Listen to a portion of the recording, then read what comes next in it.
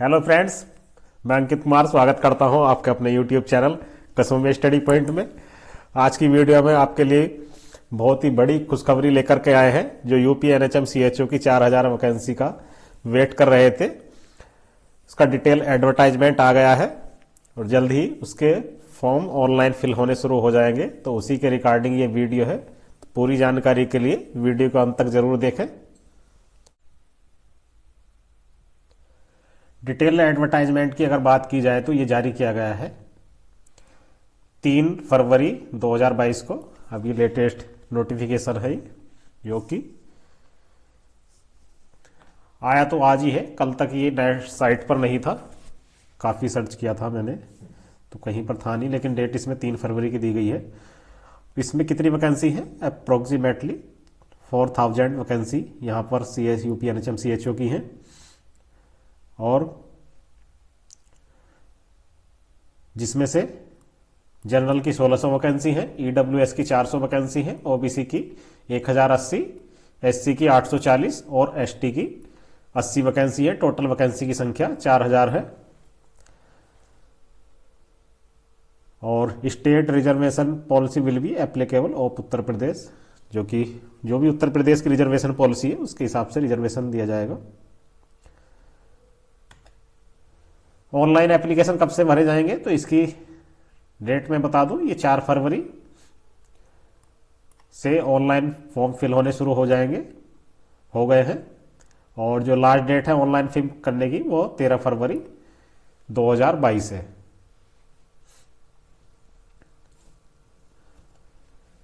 Eligibility criteria की अगर बात की जाए तो क्वालिफिकेशन की बात हम यहां करते हैं। तो क्वालिफिकेशन कैंडिडेट बीएससी नर्सिंग या फिर post BSc nursing with CCHN certificate complete होना चाहिए।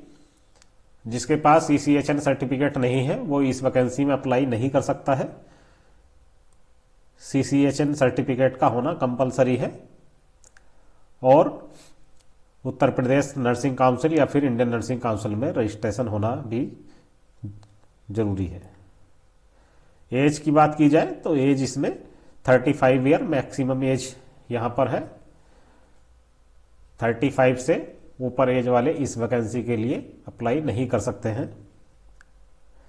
Registered as a nurse midwife in UP nurses midwife council and valid registration certificate.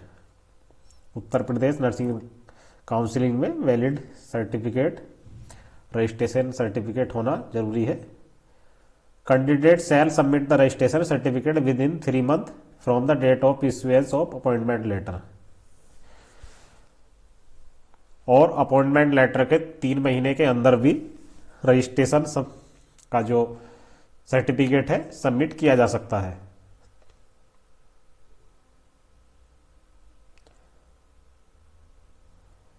C and he is unable to registered in given timeline his and her appointment stand automatically cancel. अगर हम 3 महीने तक अपना registration नहीं करवा पाते हैं तो हमारा जो अपॉइंटमेंट है वो ऑटोमेटिकली कैंसिल कर दिया जाएगा। सैलरी की बात की जाए, ऑनोरिया की बात अगर यहां की जाए तो कम्युनिटी हेल्थ ऑफिसर को 20,500 पर मंथ सैलरी मिलती है। और जिसमें परफॉर्मेंस बेस्ड इंसेंटिव भी ऐड किया जाता है जो कि 15,000 होता है। ओवरऑल अगर सैलरी की बात अगर की जाए तो 35,500 रुपीज सैलरी एक मंथ की बैठती है।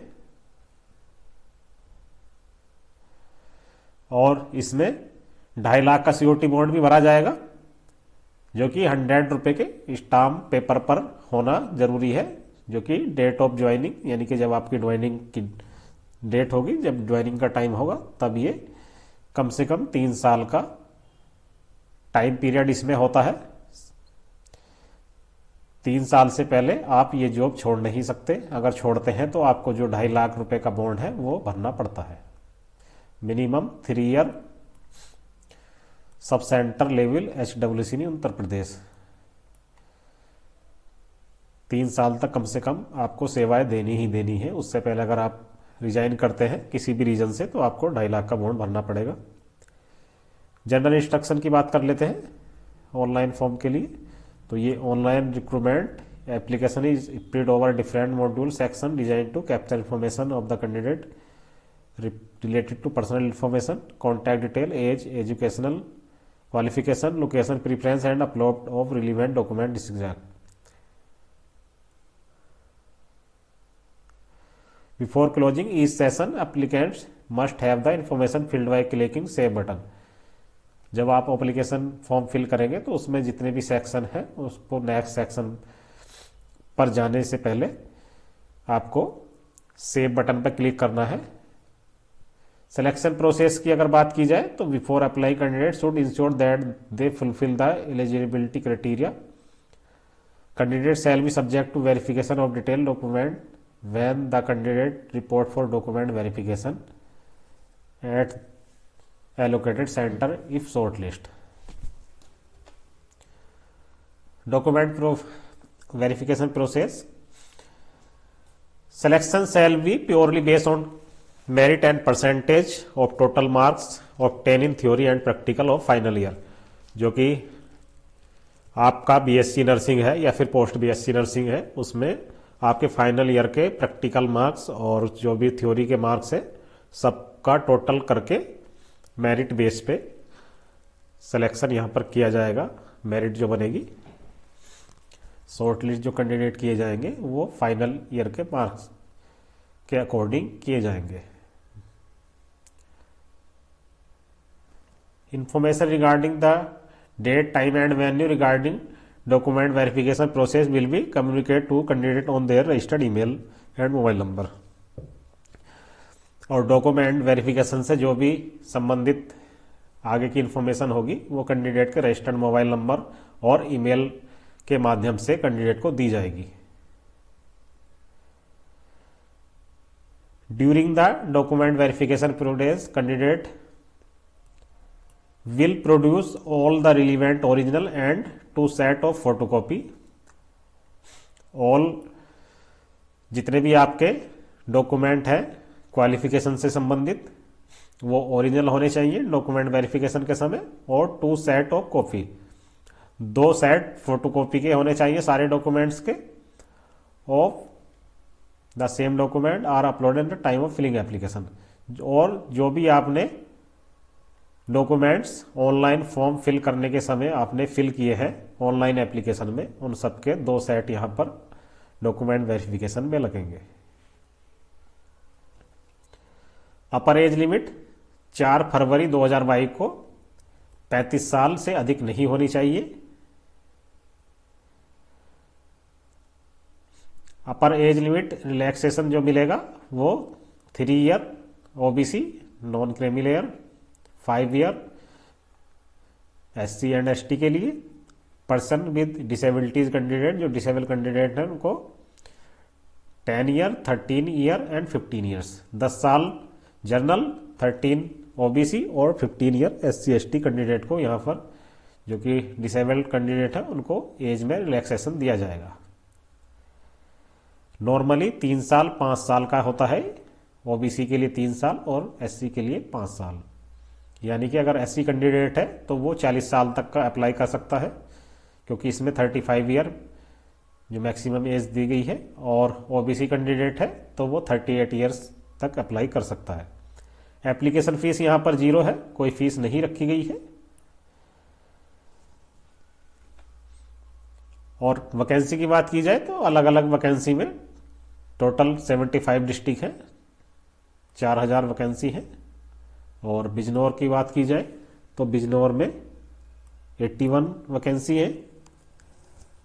और दूसरा आसपास में हमारा मुरादाबाद की बात का हम करते हैं तो मुरादाबाद में वैकेंसी की संख्या 59 है, संभल में 29 है, शामली में 35 है,